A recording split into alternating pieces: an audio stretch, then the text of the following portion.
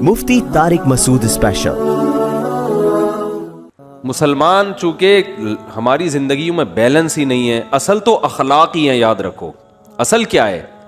یہ نہیں کہ اصل سختی ہے، اصل کیا ہے؟ جو کام اخلاق سے ہوتا ہے وہ سختی سے نہیں ہوتا۔ اسلام نے اصل تو اخلاق سکھائے۔ ایک خاتون کے داماد نے اس کی بیٹی پہ ہاتھ اٹھایا، غلط کام ہے، میں ہاتھ اٹھانے کو پروموٹ نہیں کرتا، کہیں آپ یہ سمجھیں کہ شوہروں کو چاہیے بیویوں کو ماریں، ایسا نہیں ہے، لیکن عورت تھی سمجھدار، بیٹی نے گھر آ کے بتایا میرے میاں نے ہاتھ اٹھایا ہے۔ آج کل تو عورتیں اور گھر مائیں تباہ کر دیتی ہیں، تو ماں نے کہا بیٹا دیکھ شوہر نے ہاتھ اگر اٹھایا ہے نا تو کوئی تو بات ہوئی ہوگی۔ کیسز آتے ہیں شوہر نے بیوی کو مارا، ہاتھ اٹھایا، تو میرے پاس بہت آتے ہیں میاں بیوی کے کیسز نا، میاں بیوی دونوں آ جاتے ہیں، اس نے مارا، یوں کیا، اس نے ایسے کیا، تو میں پوچھتا ہوں کیوں مارا؟ تو وہ بعض خواتین یہ کہتی ہیں کہ مارا کیوں، ہاتھ کیوں اٹھایا؟ ہاتھ اٹھانا ہی غلط ہے۔ میں کہتا ہوں جب تک آپ ریزن نہیں بتاؤ گی کہ ہاتھ کیوں اٹھایا، میں کسی کو فیور بولو نہیں کروں گا۔ وجہ بھائی وجہ بتاؤ۔ وجہ اس کی یہ کہ بھائی ہو سکتا ہے آپ نے کوئی ایسا کام کیا ہو، ایسی بات کی ہو جو اتنی خطرناک ہو کہ اس پہ ہاتھ اٹھانا بنتا ہو۔ اتنی برداشت کسی کو ہم مکلف بنائیں کہ جو مرضی کرتے رہو، اس نے ہاتھ نہیں اٹھانا ہے کسی قیمت پہ، یہ جا کے کسی اور کے پاس جا کے کیس لے کر جاؤ، بھائی یہ کیس ہمارے پاس نہیں لے کر آؤ۔ ہم ایسے پاگل تھوڑی بیٹھے ہوئے یہاں پہ کہ جو مرضی جو بھی کرتا رہے۔ عورت جو بھی شوہر کے ماں باپ کو گالیاں دے رہی ہے فار ایگزامپل، اور وہ یہ توقع رکھے کہ مرد ہاتھ نہیں اٹھائے گا، اتنا پولائٹ نہ اسلام ہے نہ غیرت ہے، ٹھیک ہے نا؟ ایسے اخلاق کی ترغیب نہ اسلام دیتا ہے اور نہ غیرت، اور نہ یہ پریکٹیکل لائف میں ممکن ہے۔ اسی طرح معاملہ الٹا بھی ہوتا ہے۔ بعض دفعہ معاملہ کیا ہوتا ہے؟ بولو نا، الٹا بھی ہوتا ہے۔ شوہر کہتا ہے اس نے مجھے گالیاں دی ہیں، عورت نے، بیوی نے، میں کہتا ہوں کس بات پر دی ہیں؟ گالیاں دینا اچھا کام نہیں ہے، نہ مارنا اچھا کام ہے، لیکن گالی کس بات پہ دی ہے وہ بات بتاؤ بھائی۔ کہہ رہے نہیں، بیوی کون ہوتی ہے شوہر کو گالیاں دینے والی؟ میں نے کہا ہوتی ہے، ٹھیک ہے نا بھائی، ریزن بتاؤ یار۔ ہو سکتا ہے کہ آپ نے کام ایسا کیا ہو کہ 4 گالیاں اس نے دی ہیں، سن کے 8 گالیاں میں دے دوں آپ کو، اتنا غصہ ہے مجھے۔ تو یہ ہوتا ہے بھائی، ہو سکتا ہے۔ حضرت عمر رضی اللہ تعالیٰ عنہ کے پاس ایک شخص آیا نا کہ میرا بیٹا میری اطاعت نہیں کرتا۔ حضرت عمر نے بولا کہ پوچھا کیوں باپ کی نہیں مانتے؟ باپ سے بڑھ کر کون سا رشتہ ہے؟ تو اس نے بتایا میرے ابا نے یہ کیا، میرے ابا نے یہ کیا، میرے ابا نے یہ کیا۔ حضرت عمر نے پھر اس بیٹے کی سائیڈ لی ہے کہ تو نے زندگی بھر اپنے بیٹے کا کوئی بھی حق ادا نہیں کیا، کچھ تو تیری بھی تو کچھ ذمہ داری ہے نا۔ تو ہر آدمی پیڑے کھانے کے لیے بیٹھا ہوا ہے۔ تو اس لیے جب بھی اس طرح کے کیسز آئے کریں نا، ویڈیو لیک ہو جاتی ہے، وہ گالیاں دے رہا ہے فون پہ اس کو، ایسے بھی ویڈیوز آتی ہیں، میاں بیوی کی، شوہر بیوی کو گالیاں دے رہا ہے، ویڈیو لیک ہو گئی، اب عورت کہتی ہے دیکھو یہ ہے میاں، یہ کیا کر رہا ہے، یہ اس کی ریکارڈنگ ہے، گالیاں سنو، گالیاں۔ لوگ کہتے ہیں توبہ توبہ کتنا گندا میاں ہے۔ او بھائی گالیاں تو آ گئی آپ کے سامنے، جس بات پر گالیاں آئی ہیں وہ بات آپ کے سامنے نہیں ہے۔ ایسی لیک ہو جاتی ہیں ویڈیو کہ بیوی شوہر کو گالیاں دے رہی ہے۔ آج کل چونکہ کالز ریکارڈ کرنا آسان ہے، تو میاں بیوی کے جھگڑوں میں سب ایک دوسرے کی کالز ریکارڈ کر کے مارکیٹ میں پھینک رہے ہوتے ہیں اس کو، ٹھیک ہے، اور پھر لوگ سن کے مزے لے رہے ہوتے ہیں۔ ابے کیسی عورت ہے، اپنے میاں کو کیا دے رہی ہے؟ گالیاں۔ استغفر اللہ، یہ تو بڑی بری عورت ہے۔ او بھائی تحقیق کرو کس بات پہ گالیاں دی ہیں۔ ہو سکتا ہے جس بات پہ گالیاں دے رہی ہو تو اس میں یہ کم گالیاں بنتی ہوں، ٹھیک ہے۔ ابھی تو صرف اس نے اس کو دی ہیں، اس کے رشتہ داروں کو بھی بنتی تھی گالیاں۔ وہ بلب کے رشتہ داروں کو بھی گالیاں دی تھی نا، صرف بلب کو تھوڑی دیا گالیاں۔ جب لائٹ جاتی ہے تو لوگ صرف بلب کو گالیاں نہیں دیتے، بلب کے رشتہ داروں کو بھی گالیاں دیتے ہیں۔ تو دینی نہیں چاہیے گالیاں، میں بار بار کہہ رہا ہوں، لیکن بات ہے نا کہ گالیاں دینا جہاں برا ہے تو ایسا کام بھی تو برا ہے نا جس پہ اتنی گالیاں سننے کو مل رہی ہیں۔ ایک خاتون کہ داماد نے اس کی بیٹی پہ ہاتھ اٹھایا، غلط کام ہے، میں ہاتھ اٹھانے کو پروموٹ نہیں کرتا، کہیں آپ یہ سمجھیں کہ شوہروں کو چاہیے بیویوں کو ماریں، ایسا نہیں ہے، لیکن عورت تھی سمجھدار، بیٹی نے گھر آ کے بتایا میرے میاں نے ہاتھ اٹھایا ہے۔ آج کل تو عورتیں اور گھر مائیں تباہ کر دیتی ہیں، تو ماں نے کہا بیٹا دیکھ شوہر نے ہاتھ اگر اٹھایا ہے نا تو کوئی تو بات ہوئی ہوگی۔ فوراً کیا کرتے ہیں، فون گھما کے داماد کو گالیاں دینا شروع کر دیتے ہیں۔ یہی ہوتا ہے نا آج کل مارکیٹ میں، اٹھا گیا تو نے ہاتھ کیسے اٹھایا، ہوتا کون ہے تو؟ پہلے تحقیق کر لو بھائی، بولا کیا ہے اس نے؟ ہاں کوئی ایسی بات نہیں ہے، اس کو بولو بھائی کیوں، یہ تو کوئی ایسی بات نہیں ہے جس پہ ہاتھ اٹھایا جائے، اور اگر غلط بھی ہے تو اتنی غلط تھوڑی ہے کہ ہاتھ اٹھایا جائے۔ تو بس جذباتیت کا شکار ہیں، افراط و تفریط ہے، پولائٹ بننے کے چکر میں سارا بیڑا غرق ہو رہا ہے، صحیح ہے نا؟ یہ اسلام کے اخلاق نہیں ہے، ہر چیز بیلنس ہے اسلام میں، ہر چیز۔ کتنا پیارا اصول ہے، بچے کو 7 سال کی عمر میں محبت سے سمجھاؤ، مارنے کی اجازت نہیں ہے، چھوٹا ہے بھائی، نماز پڑھے ٹھیک ہے، نہیں پڑھے تو بھی ٹھیک ہے، 10 سال تک برداشت کرو، 3 سال تمہارے پاس ہیں محبت کے لیے، 10 سال میں بھی نماز نہیں پڑھتا تو اب انسان لاتوں کے بھوت ہاتھوں سے نہیں سمجھتے، اب ہاتھ اٹھانا پڑے گا آپ کو، اب نہیں اٹھائیں گے تو یہ پولائٹنس نہیں ہے، یہ آپ کے نالائق ہونے کی، بولو نا بھائی، دلیل ہے، آپ کے نالائق ہونے کی دلیل ہے۔ تو ہر چیز میں ایسا ہے، ہر چیز میں، ہر معاملے میں، آپ کا ملازم ہے، صحیح کام نہیں کر رہا، ٹائم پہ نہیں آ رہا، بزنس کا بیڑا غرق کر دیا، محبت سے سمجھاؤ، تمیز سے، 2-4 دفعہ کے بعد چل بھائی چھٹی تیری، نکل پتلی گلی سے، ٹھیک ہے نا؟ یہ فیکٹری ہے، ہم نے کو عیدی سینٹر تھوڑی کھولا ہوا ہے ہم نے یہاں پہ۔ ہمارے ایک رشتہ دار فیصل آباد میں، ان کی فیکٹری تھی کپڑے کی، مجھے لے گئے، ویسے مجھے شوق بھی ہے چیزیں دیکھنے کا، کیسے بن رہا ہے، کیا ہو رہا ہے، تو ملازم بڑے تمیز سے کام کر رہے ہیں، میں نے کہا پہلی دفعہ دیکھا ہے ملازم اتنی تمیز سے، انہوں نے کہا ٹھڈے مار مار کے ان کو انسان بنا ہے، ٹھڈے مار مار کے کیا بنا ہے، کہہ رہے بیٹھے رہے، کہتے تھے جب آتا تھا سو رہے ہوتے تھے، کام ہی نہیں کرتے، دہاڑی پہ تو ایسے ہی ہوتا ہے نا، کمیشن پہ کام ٹھکا ٹھک ہوتا ہے، دہاڑیوں پہ کام ایسا ہی ہوتا ہے، تو یہ نہیں ٹھڈے وڈے نہیں مارے، تمیز، اصل تو تمیز ہی ہے، لیکن تمیز کی بھی ایک کیا ہے میرے بھائی، حد ہے، حد ہے تمیز۔ تو مسلمان چونکہ ہماری زندگیوں میں بیلنس ہی نہیں ہے، اصل تو اخلاق ہی ہیں، یاد رکھو، اصل کیا ہے، یہ نہیں کہ اصل سختی ہے، اصل کیا ہے، جو کام اخلاق سے ہوتا ہے وہ سختی سے نہیں ہوتا، اسلام نے اصل تو اخلاق سکھائے۔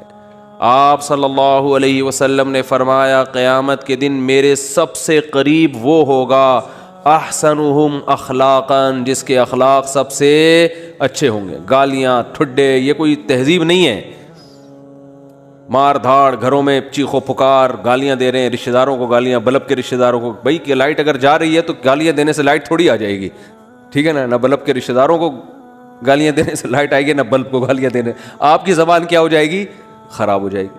تو اصل تو اخلاق ہی ہیں۔ حضرت انس ابن مالک رضی اللہ تعالی عنہ نے 10 سال نبی کی خدمت کی ہے، بچے تھے، فرماتے ہیں ایک دفعہ بھی ایسا نہیں ہوا کہ میں نے کوئی کام نہیں کیا اور آپ نے یہ پوچھا کیوں نہیں کیا، اور میں نے کوئی کام نہیں کرنا تھا اور کر دیا تو آپ نے یہ پوچھا ہو کہ کیوں کیا، بس جتنا کام کر دیا ٹھیک ہے، نہیں کیا تو بھی ٹھیک ہے۔ نبی صلی اللہ علیہ وسلم نے حضرت انس بن مالک کو ایک دفعہ کسی کام سے بھیجا، وہ بچے تھے، بجائے کام کرنے کے بچوں میں کھیلنے لگے جا کے، تو آپ صلی اللہ علیہ وسلم گئے، دیکھا بھائی کہاں ہیں، تو دیکھا وہ تو کھیل رہے ہیں، تو آپ صلی اللہ علیہ وسلم حضرت انس بن مالک کے پیچھے جا کے کھڑے ہو گئے۔ حضرت انس نے پیچھے مڑ کے دیکھا تو آپ صلی اللہ علیہ وسلم کھڑے ہوئے مسکرا رہے ہیں، کچھ بھی نہیں کہا۔ سمجھ رہے ہیں وجہ کیا ہے بھائی؟ یہ تو اپنی ان کی والدہ نے گفٹ دیا ہے نا خدمت کے لیے، تو اپنی مرضی سے خدمت کر رہے ہیں، اس میں سختی کیسی؟ ٹھیک ہے خدمت کر دی تو بھی، اور بچوں کے ساتھ تو ویسے بھی شریعت میں سختی نہیں ہے، بچوں کے ساتھ تو بہت نرمی ہے۔ میں تو وہ جو ٹھڈے مارنے کی بات کروں تو 30-35 سال کے تھے نا جو پڑے ہوئے ہیں، تو آپ صلی اللہ علیہ وسلم کے ہمیں سیرت میں سختی بھی ملتی ہے اور نرمی بھی۔ رحمت للعالمین، ایک ایتھیس نے اعتراض کیا یہ رحمت للعالمین ہے اور جناب گردنیں اڑانے کا حکم بھی دے رہے ہیں، یہ کیسے رحمت للعالمین ہے؟ بھائی رحمت للعالمین کا یہ مفہوم کہ کسی کو کچھ بھی نہ کہیں، یہ رحمت نہیں ہے، یہ انسانیت کے لیے زحمت بن جائے گی یہ عادت، تو کیونکہ اس صفت کو فالو کرنا ممکن نہیں ہے۔ رحمت کا معنی ہر لحاظ سے جامع شخصیت ہیں آپ صلی اللہ علیہ وسلم۔ مشہور واقعہ کئی بار سنا چکا ہوں، دوبارہ سنا کے بس پھر آگے بڑھتا ہوں، کہ ایک شخص نبی صلی اللہ علیہ وسلم کی جاسوسی کر رہا تھا، گرفتار ہو گیا، تو آپ نے حکم دیا اس کی گردن اڑائی جائے۔ اب دیکھو، گردن اڑانے کا حکم دینا بظاہر یہ رحمت کے خلاف ہے نا۔ ہم ہوتے، ہم کہتے ہیں نہیں بھائی گردن کیوں اڑائی جائے، اسلام تو بہت وسیع مذہب ہے، ٹھیک ہے نا، اللہ بہت غفور رحیم ہے۔ آپ صلی اللہ علیہ وسلم نے حکم کیا دیا، گردن، کیونکہ نہیں اڑائی تو یہ اپنے ساتھیوں کے ساتھ ناانصافی ہوگی، کل دوبارہ جاسوسی کرے گا ہمارے ساتھ۔ پہلے اپنے لوگ ہیں، لیکن اس نے اپنی 6 بیٹیوں کا واسطہ دیا کہ میری 6 بیٹیاں ہیں، میں 6 بیٹیوں کا باپ ہوں، آئندہ نہیں کروں گا۔ آپ صلی اللہ علیہ وسلم کو اس پہ ترس آیا اور آپ نے اس کو چھوڑنے کا حکم دے دیا۔ دوبارہ گرفتار ہو گیا، دوبارہ کمبخت جاسوسی کر رہا تھا، پھر اس نے اپنی 6 بیٹیوں کا واسطہ دیا، مجھے نہ مارے، میری 6 بیٹیاں ہیں۔ تو آپ نے کیا فرمایا، لا یلدغ المؤمن من جوہر مرتین، مسلمان ایک سوراخ سے 2 دفعہ نہیں ڈسا جاتا۔ حکم دیا اس کو مار دو، اس لیے کہ اس کی بیٹیوں کا خیال کریں یا اپنے ساتھیوں کا خیال کریں۔ کیسا بیلنس، اس میں اصل بتا دیا کہ اصل رحمت ہے۔ ایک روایت میں آتا ہے تخلقوا باخلاق اللہ، اللہ کی صفات اختیار کرو۔ اللہ کی صفت کیا ہے؟ جود و سخاوت ہے اس میں۔ اللہ کیا ہے؟ غیرت والا ہے، تو ہمیں بھی اپنے اندر کیا پیدا کرنی ہے؟ غیرت۔ تو اللہ کی صفت یہ ہے کہ قرآن حدیث میں آتا ہے کہ جب اللہ نے اس کائنات کو بنایا تو آئندہ کن اصولوں پہ یہ کائنات چلے گی، وہ اصول اللہ نے پہلے لکھ دیے۔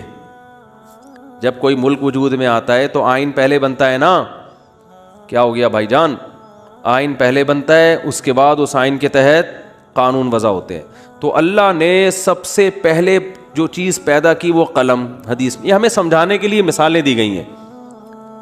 اول ما خلق اللہ القلم، سب سے پہلی چیز جو اللہ نے پیدا کی وہ کیا ہے؟ قلم، کائنات کو بنانے کے بعد، تاکہ جو کائنات جن اصولوں پہ چلے گی نا، وہ اصول، وہ آئین پہلے سے طے ہو جائیں کہ اس آئین کے تحت چلے گی۔ اور اللہ نے سب سے پہلی چیز قلم بنا کے اسے حکم دیا لکھ، ٹھیک ہے نا؟ کیا حکم دیا؟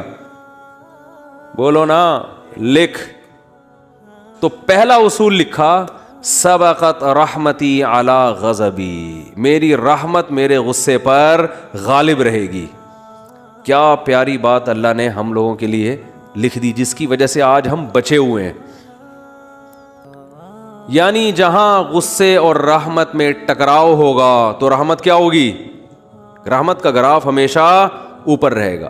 اللہ یہ بھی لکھ سکتے تھے کہ میرا جو غضب ہے وہ ہوگا ہی نہیں، میرا غضب ہوگا ہی نہیں، ہمیشہ کیا رہے گی؟ رحمت ہی رحمت کے اصول پہ چلے گی، غضب نہیں ہوگا۔ تو پھر لوگ پیغمبروں کی نہیں مانتے۔ قوم عاد، قوم سمود تباہ نہ ہوتی، قوم لوط تباہ نہ ہوتی، فرعون سمندر میں غرق نہ ہوتا پانی میں، اور آگ میں نہ جلتا، اور جہنم نہ ہوتی، تو اللہ نے یہ نہیں لکھا کہ میرا غضب ہوگا ہی نہیں، بلکہ اللہ نے لکھا کہ غضب بھی ہوگا، رحمت بھی۔ لیکن رحمت اور غضب میں جب ٹکراؤ ہوگا نا، تو رحمت کو کیا کروں گا؟